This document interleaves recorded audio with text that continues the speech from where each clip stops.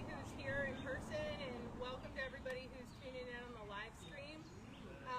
This is, how many of these have we done? This is our fourth lawn concert. We started this tradition during COVID when everybody had to stay away from each other, and it was a perfect way to distance and have some fun music. So we continued the tradition. I'm gonna play. Obviously, I'm Holly. Everybody knows me. Logan Wadley and Frank Pommersheim. So this is a whole Forest Avenue effort. So I'm gonna start by playing the first 3 movements of Bach Cello Suite Number 1, and then we'll hear some poetry.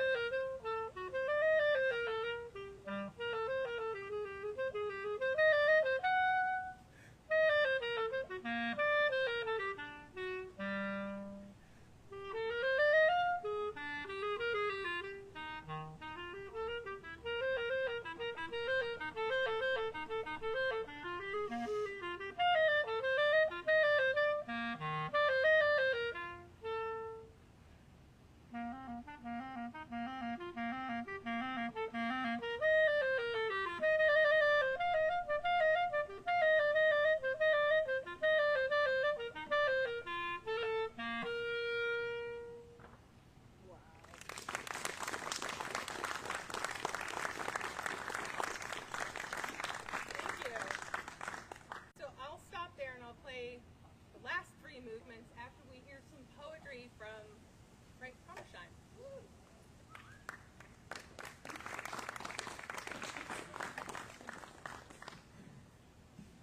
And I realized the people on the live stream probably couldn't hear me at all, so I apologize.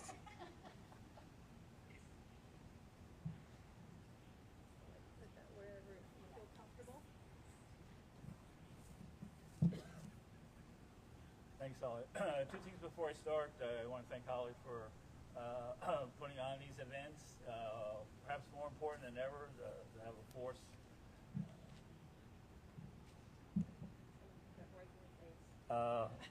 Force in the context of community. Community is more important than ever, and it's sort of great to see the neighborhood show up, and so I really appreciate that. Also, I have to fess up because I'm exceptionally nervous tonight. This is like a first-time thing for me. There are 3 generations of my family here. My wife, Ann Dunham, my son, Nicholas Pommersheim, and for the first time, my granddaughter, Sophie Pommersheim.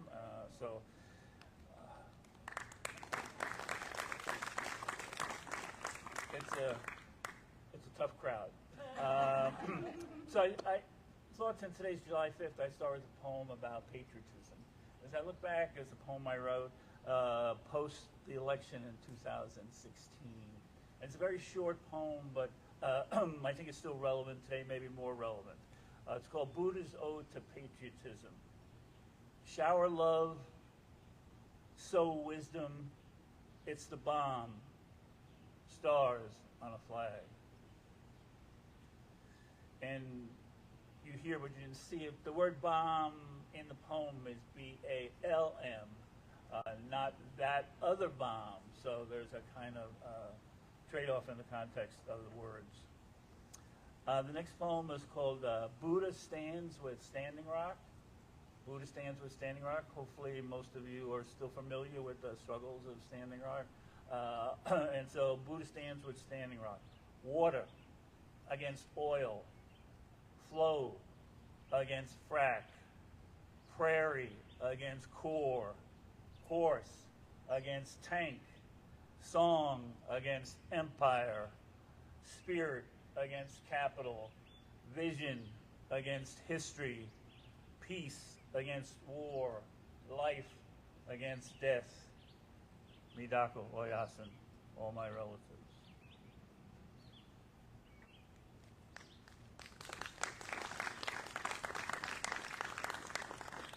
Sometimes Buddha is asked how he thinks about poetry, how he tries to do things, and so he put together this little poem. It's called Buddha's Ode to Craft. It's kind of the thing that guides what Buddha actually does.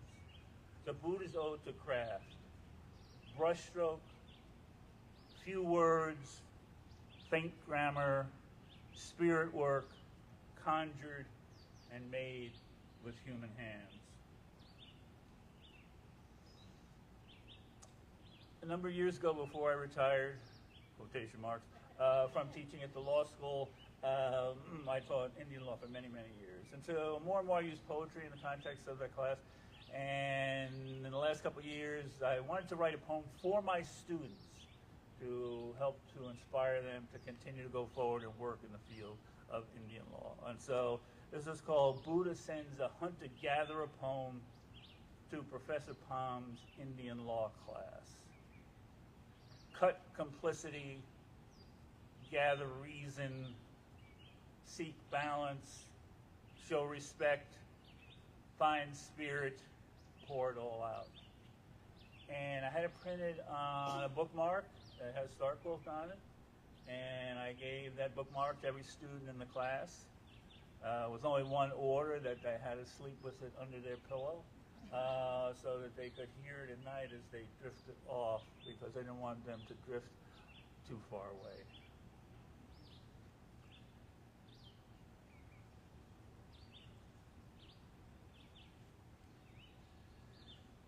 It's kind of strange. I woke up this morning and there was a little yellow sticky on the fridge. It was actually from Buddha. Only 4 lines, but it seemed to me to be saying something, and you can see if you agree. So this is called Buddha Writes a Short Note on a Yellow Sticky and Posts it on the fridge. Eat half, walk double, skip yoga, forget guru.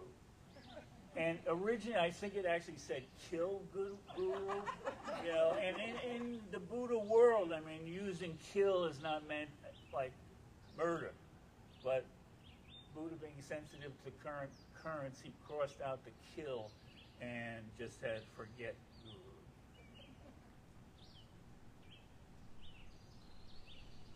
This is a poem called Buddha's Prose Ode to the Ghost Dance Religion. Buddha's Prose Ode to the Ghost Dance Religion. It swept across the Great Basin and the northern and southern plains, Paiute, Lakota, Cheyenne, Arapaho, moment to moment and the long haul in this world and the next, a braid of pine nuts and dreams and a gathering of tradition and prophecy. It held the monks' dominant onslaught, but at some point it slipped away. Yet its essential message remains vibrant and alive. Health, work, peace, and well-being for all, in communion with the Creator who will help restore the earth to native hearts and hands. Take heed, or take comfort, my friends. The ghost dance is coming again. Down by the river of poverty, caught in the undertow of a spiritual yearning to be free. A creed of affection and affirmation, the ghost dance is coming again. A bridge across time and history, a new unity for a new day, a unity transcending difference and despair, a pragmatic fervor. In the dance and afterwards too, renewal and redemption, inextricably bound in a transforming presence. Buddha, like many of us, has been interested in his ancestry. So I cautioned him not to do this, but Buddha being Buddha, he didn't listen to me. And this is called BuddhasAncestry.com. BuddhasAncestry.com. Life always finds its dark cousin. Families like that.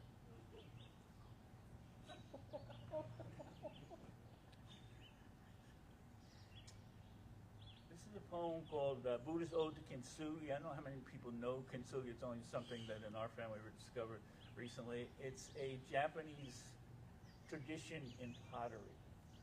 And we always think in the West, when something breaks, what do we want to do? We want to put it back together so it looks like it has been never broken. But Kintsugi is the opposite. It puts it back together and all the cracks are filled with gold filigree to emphasize that it was broken. And by being put back together, it's not the same thing. It's a new and better and deeper thing. And I was really kind of moved by that kind of concept. So this is Buddha's Ode to Kintsugi. Choose a few words, broken shards really, repair them with attention and long craft, more holy and beautiful than before they shattered.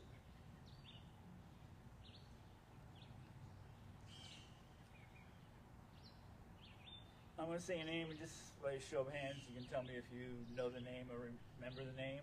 Breonna Taylor. Okay, good number. You know, this is a young health worker who was murdered in her home when police were executing a search warrant at the wrong premises. So Buddha writes a short poem on what the Constitution meant to Breonna Taylor. Not probable cause, but probable death. Equal protection of 32 bullets and lethal injection to the dream.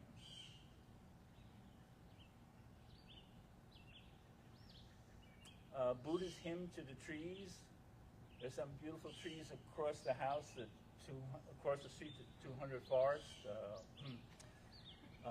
So this is a hymn to trees. Buddha's Hymn to Trees. Downward hunger for earth's embrace, upward yearning for its grace, seeds disperse to find their place.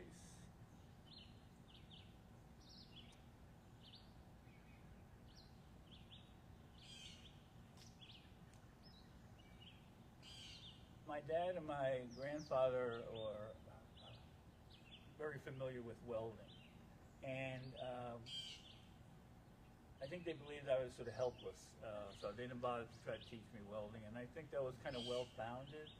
Although one of the things I first did when I retired, I took a welding class over in Yankton, and if you want to see it, I actually have the certificate that showed that I actually passed the course. Although when the teacher said that we were actually going to have a final, I fucking couldn't believe it. Like, I'm going to take a final? Which I was pretty confident I probably couldn't pass. And so he allowed a very novel way of test taking. He just took it in one big group, and you could share all the information amongst each other. I thought that was just a terrific way to have a final. So Buddha practices the craft of welding. Flip the helmet, aim the gun, join the iron, cross the sun, find history before it's done. And maybe a last poem for this section. It's called Buddha's Sermon on the Mount. Just think it's just 7 words, but I think they're worth it. Buddha's Sermon on the Mount. Few words, crust of bread, banquet there. Thank you. I'll be back.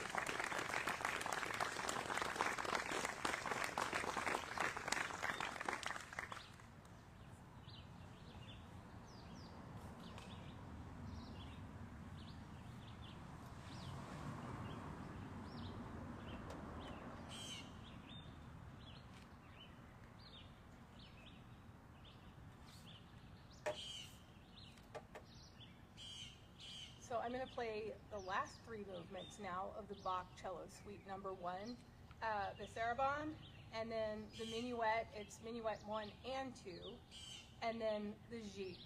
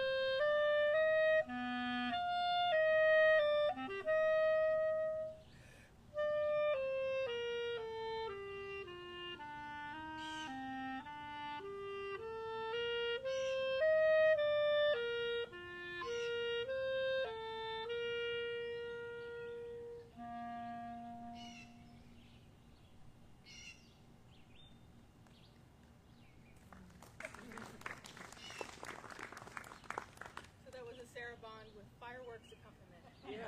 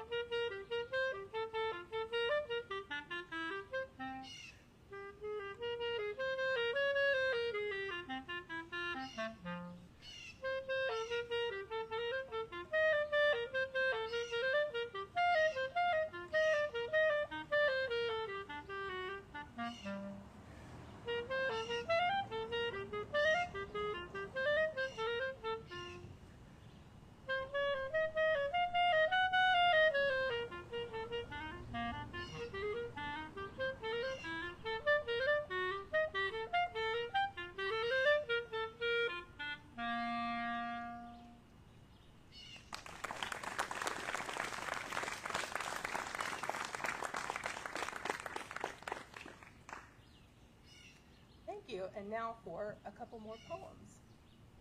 And then Logan will play. I know you all are waiting for that. And he will also be playing Bach. A lot of Bach on this concert.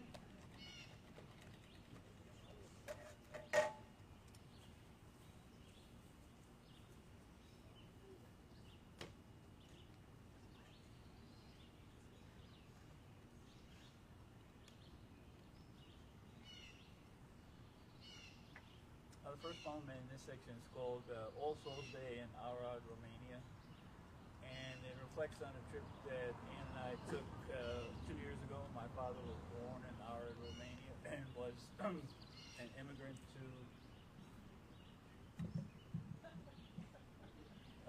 to the United States. And he never got back to visit there, although we did. And so this tries to pay homage to my father and our journey back to his hometown. All Souls Day in Arad, Romania. Ann and I wake to a blazing sunrise in our last day in Arad. It's a burning ascension that fills the sky and begins All Souls Day.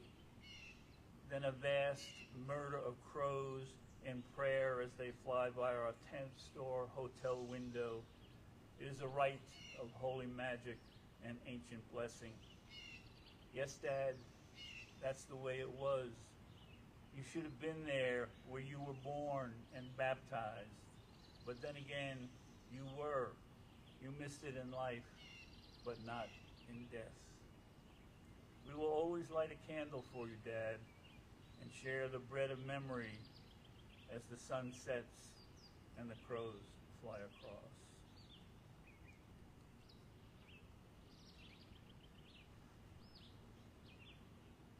Next poem is called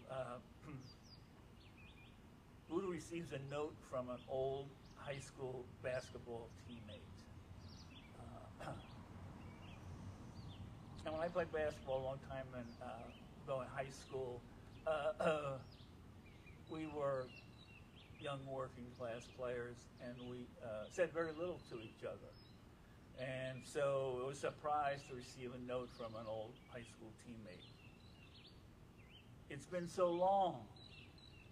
Speak more. Stay closer.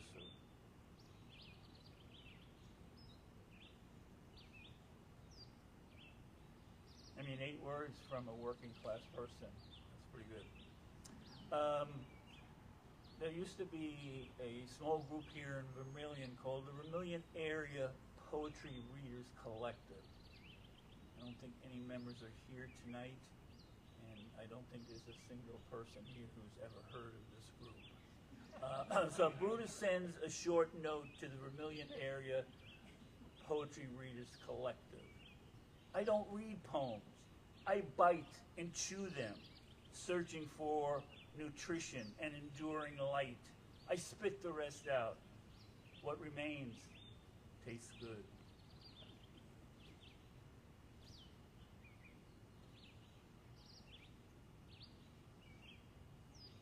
A Buddha reflects on his 80th birthday. To stay faithful to the call, to be useful and do good in this world until the dust and what comes next.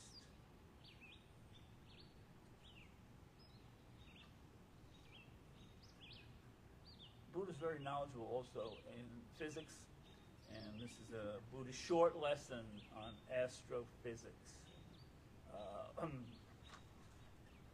If you feel it necessary, you can take notes. But Buddha's short lesson on astrophysics. All things pass before they happen.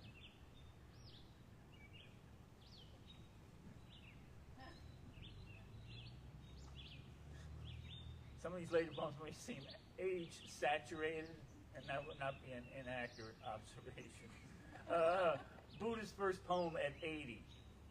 There's no haiku for final darkness except 1,000 flowers blooming.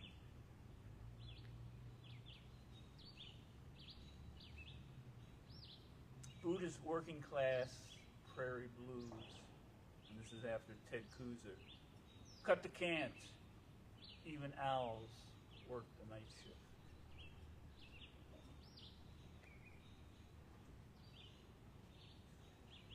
Buddha reflects on visits to Gaza and the West Bank. You always tell me, this land is your land. God and history tell you so. And then you light a candle and say a holy prayer. Your bombs bursting in air.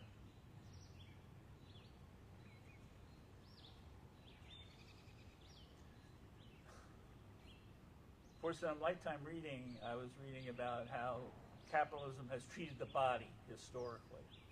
And so I was inspired to write a poem with this title. Pay close attention.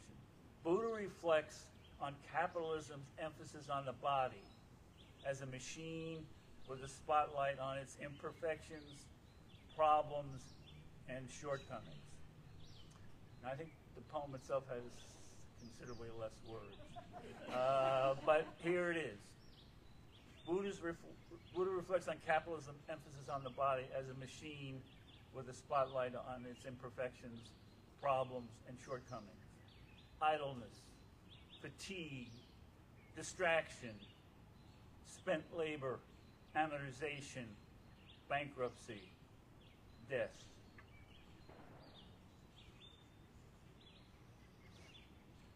So when you're looking at your body in the mirror tonight, think about it. Buddha considers the worry blues. Stop worrying about shit that doesn't matter. Just worry about shit that does matter. And with your whole heart, know the difference.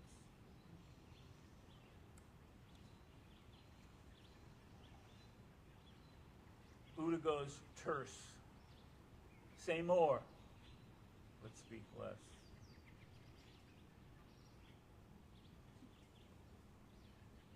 Buddha rewinds the clock.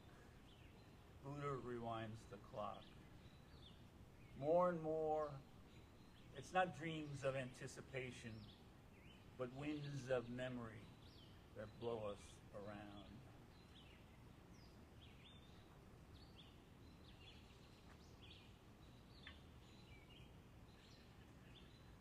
This is called Late Years Love Poem. It's for Anne.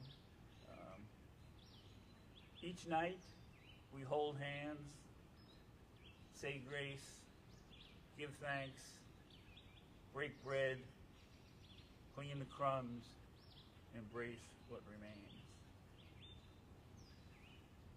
And the last poem in this section is called Buddha's Ode for a Casual Blessing.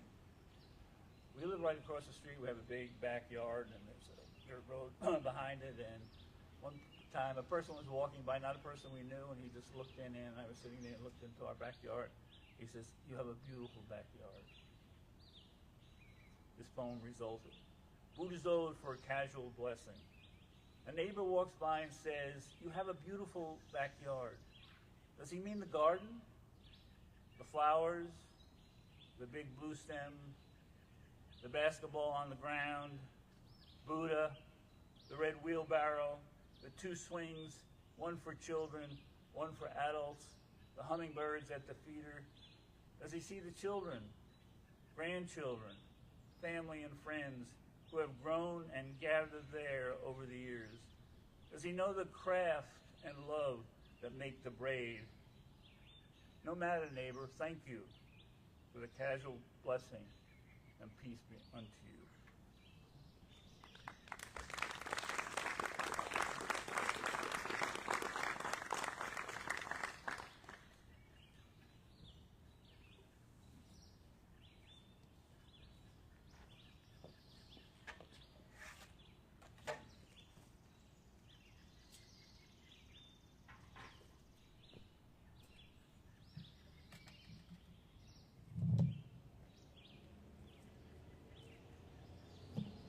Hi, everybody.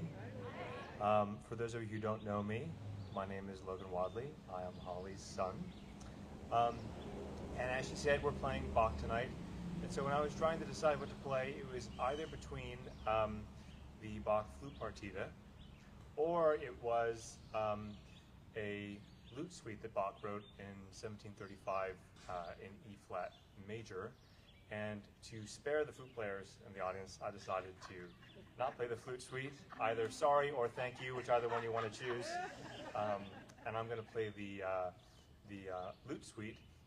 And so Bach wrote this for lute and for harpsichord in 1735. And it has a prelude, fugue, and allegro. Obviously, I'm not going to be playing the fugue because I can't play the fugue. And the prelude is very typical of Bach's preludes, where it's just a very chordal prelude in E flat major. And then the allegro is a binary dance in 3/8, kind of a very fun ditty. And so I hope you enjoy these two movements.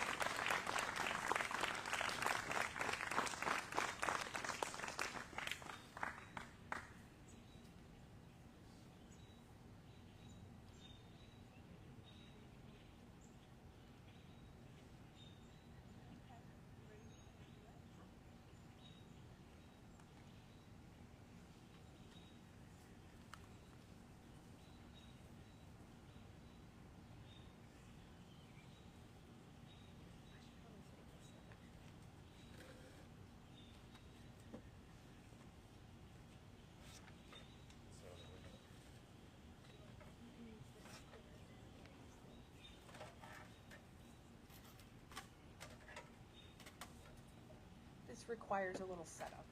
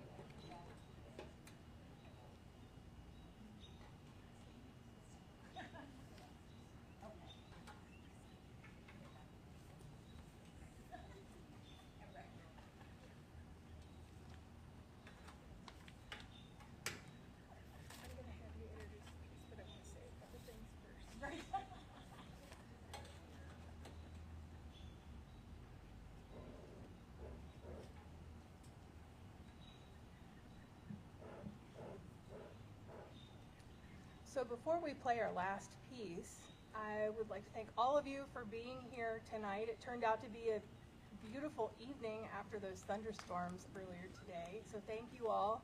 We even have folks from Sioux Falls who came down. Yeah, thank you. And thank you to everybody who tuned in on the live stream. I want to thank Logan and Frank for always being such good sports and doing this with me. It's so much fun. This makes Forest Avenue just such an awesome street. Yeah, we have a lot of Forest Avenue people here in the audience too. I would also like to thank Brian Adams for setting up the audio and kind of behind the scenes stuff. I would also like to thank my other son, Patrick Wadley, for also helping out behind the scenes, and he's responsible for the live stream. He helped me get that all set up, and he carried chairs, and yeah, we couldn't have done this without either one of them, so thank you both. And then this last piece that we're going to play, I'm going to let Logan introduce it because he arranged it.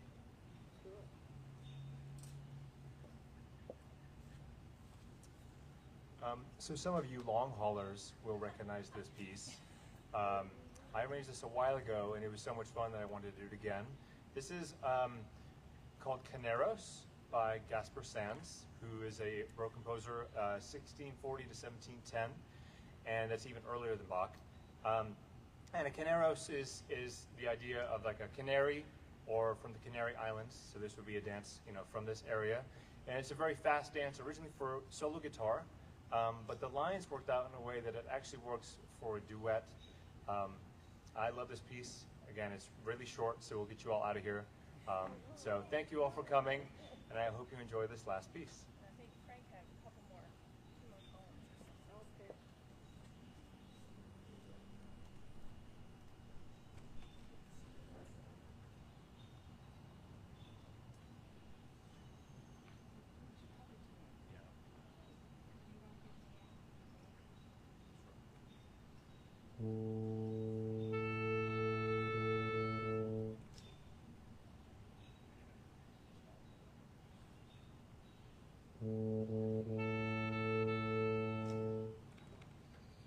Some of you may have noticed that, just a microphone. Some of you may have noticed I switched clarinets, and it's because I was playing on my B-flat clarinet. So those of you who played in band in school probably played the B-flat clarinet. If you played clarinet or had friends who played the clarinet, that's the one that they played. This is an A clarinet, and there's a whole evolution of the keys, why clarinets come in different keys, and I will not bore you with that. But Logan, when he first arranged this, it was incredibly awkward on B-flat clarinet, so the half-step difference made a big difference for me. It made it a lot more playable. So if you were wondering why I had 2 clarinets, that's why.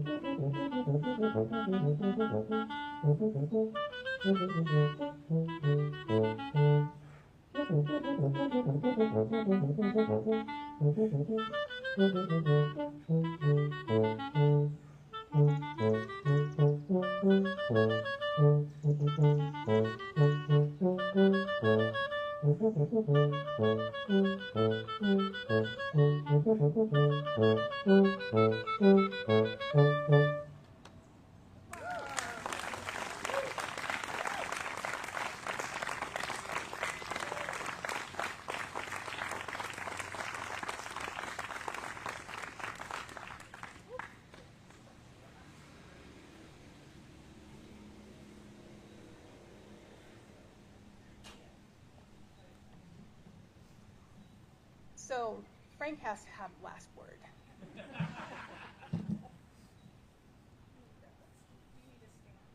No. That's not really true. But I wanted to close with two pieces and one set of observations. They're both about our children when they were quite young. And one of the things when I started to write poetry, I did it for a specific purpose. As a young father, you're having intense experiences with your children, and I wanted to figure out a way how I would be able to remember those events.